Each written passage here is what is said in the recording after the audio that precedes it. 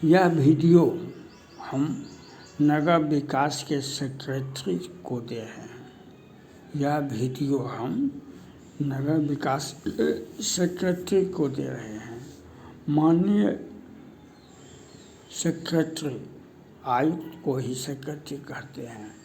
जो सीनियर होते हैं उसको सेक्रेटरी, विभाग में सेक्रेटरी होते हैं।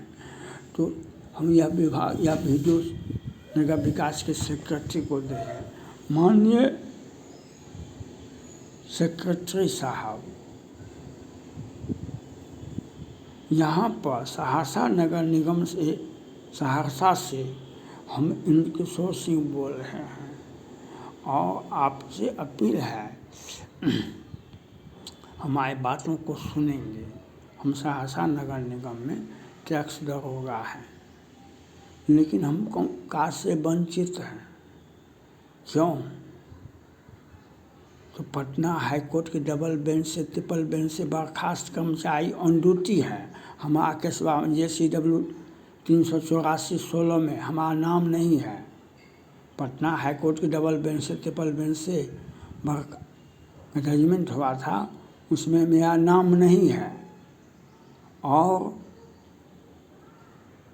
जिसका नाम है केस में 384/16 में 9 नंबर में नीरज वर्मा जी का और 34 में संतोष कुमार जी का, ये दोनों अच्छे घोटाला करते हैं।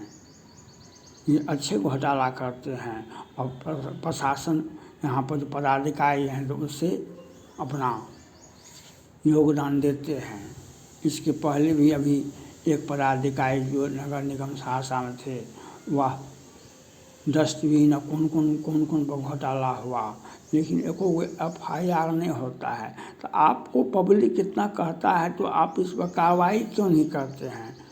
यहाँ पर जांच क्यों नहीं होता है? कोई FIR क्यों नहीं होता है? पब्लिक मांग करता है तो खाना पूर्ति होती है, कोई ठोस कार्रवाई नहीं होती है। और ये इसी का अंजाम है, इसी का अंजाम है। भय बिन होय न प्रीति।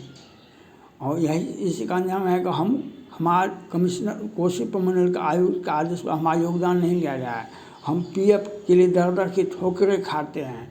3 साल से PF नहीं मिल रहा है। हम लगे हुए हैं PF पर, कमिश्नर का आदेश भी होता है तो PF नहीं मिलता है। तो घोटाला इतना हुआ है तो जो इसका अंदाज़ा लगाया जा सकता है। जब PF पर्सनल होता है, PF पर्सनल होता है, योजना में हेरा फेरी खूब होता है, लेकिन PF तो पर्सनल होता है। PF के लिए हमको 3 साल से हम दर की ठोकरें खाते हैं, PF नहीं मिल रहा है। और कोसी प्रमंडल के आयुक्त के आदेश पर यहाँ पर कोई कार्रवाई नहीं होती है।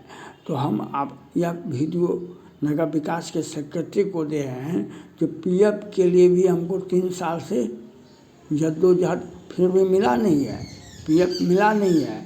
हमारे कोसी कम हमारे केसवा में नाम नहीं है 384/16 में। और हमारा कोसी प्रमंडल के आयुक्त के आदेश पर हमारा योगदान नहीं लिया जा रहा है। हम अब 90 साल नौकरी किए हैं, लेकिन पटना हाई कोर्ट से डबल बेंच से, ट्रिपल बेंच से बर्खास्त कर्मचारी ऑन ड्यूटी है। उनके पदोन्नति भी, रिटायरमेंट बाद सेवा विस्तार भी। तो ये तो ये जांच होना चाहिए, जांच होना चाहिए, जो कार्रवाई होनी चाहिए। जांच तो होते रहता है, जांच का तो कभी अंत नहीं होता है, लेकिन कार्रवाई तो नहीं होता है, कार्रवाई तो नहीं होता है। तो यह इसलिए इस प्रकार का कार्रवाई नहीं होता है। इसी के लिए PF के में भी 3 साल में PF नहीं मिलता है, क्योंकि घोटाला का इतना व्यापक पैमाना बिहार में कौन के पूरे भारत में नहीं दिखाई पड़ता है। कहीं भी खोजेंगे तो नहीं मिलेगा। घोटाला का इतना व्यापक पैमाना कहीं नहीं दिखाई पड़ता है। जो हाई कोर्ट से डबल बेंच से बर्खास्त कर्मचारी उनका सेवा विस्तार भी होता है, रिटायरमेंट के बाद सारी सुविधाएं मिलती है उनको। वहाँ प्रोन्नति भी होता है, प्रमोशन भी होता है, और जिसका केसवा में नाम नहीं है वह दर दर की ठोकरें खाता है, उसका कमिश्नर का आदेश पर योगदान भी नहीं आता है और पीएफ भी नहीं मिलता है। तो ये घोटाला आप जैसे ईमानदार व्यक्ति सेक्रेटरी के पद पर हैं, तो यह वीडियो हम आपको दे हैं, आप इस पर ठोस कार्रवाई, कड़ी कार्रवाई का मैं मांग करता हूँ। आप सहरसा नगर निगम को कि नगर आयुक्त को यह पूछें जो